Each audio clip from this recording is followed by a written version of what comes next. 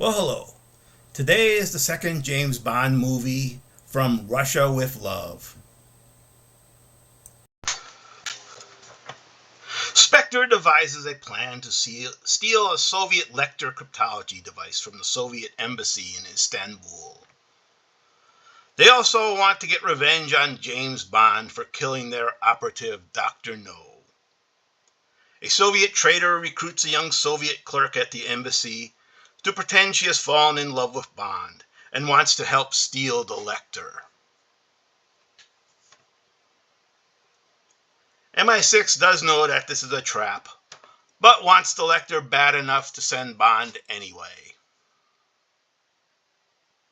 Bond meets up with the local MI6 head in Turkey, Karim Bey. Spectre agent kills a Bulgar operative to start a fight between the two groups in Turkey. At a meeting of the gypsies that work for Bey, the Bulgars attack. James Bond gets involved in the defense of the camp.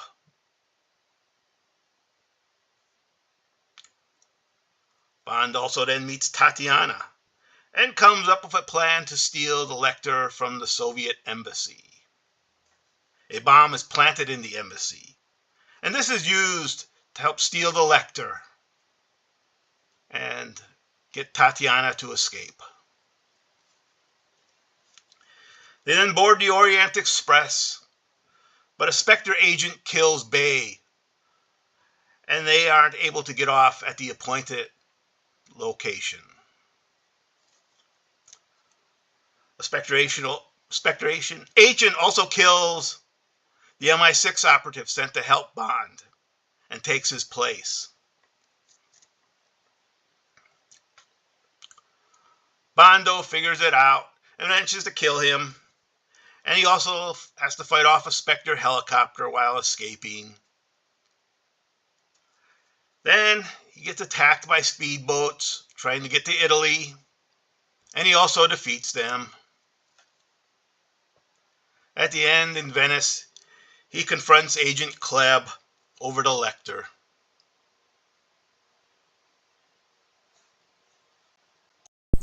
So, this is the second James Bond movie that was done, also starring Sean Connery, and it was based on a book by Ian Fleming. This time they doubled the budget from $1 million to $2 million, and they made even a lot more money, $79 million, which back in 1963 was really a lot of money. And of course, it was filmed on location, Istanbul, Yugoslavia, and Venice. And they started. You could see that they were starting to establish what would then become, standard for the franchise. They had you would have secret gadgets for James Bond. There was kind of a pre-title sequence, a post-script action sequence. It had like Q in that, and also the stylish kind of musical credits where there was like a kind of silhouette of a naked or almost naked woman, usually cavorting around with a cool musical number. Interesting. Also, they had Spectre, which was established in the first movie. And interesting, the book didn't have that. It had the Soviets actually doing this, but they decided to change it to Spectre to avoid the controversial political ramifications of using the Soviets. And I have to say, this is a really enjoyable movie. I mean, it's considered by critics to be one of the best of the Bond movies.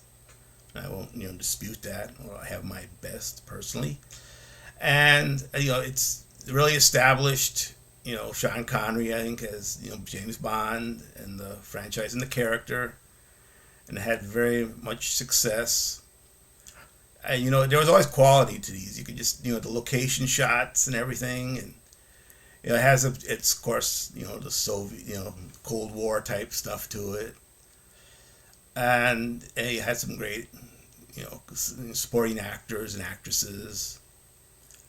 And sadly, Pedro Armendez, who played Kareem Bey, he was a Mexican actor. He committed suicide right after this. Apparently, he got cancer from the film The Conqueror. I guess he was in a lot of pain, and he just did this movie so he could, help set his family up financially.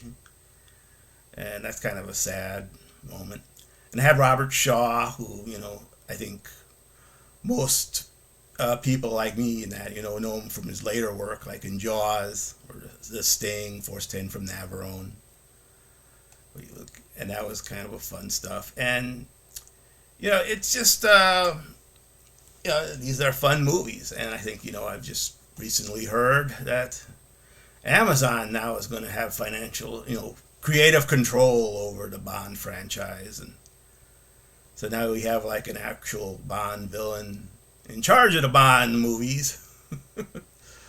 Jeff Bezos always did look like a Bond villain. And I think I haven't heard anyone thinking this is going to be a good idea. We're going to get a non-binary Bond or something. And yeah, it's going to probably suck. So, there's decades of quality Bond movies. I would definitely recommend watching those. They can't take those away from us. And they're excellent. And, if you stuck with me this long, I thank you. You're a unique individual.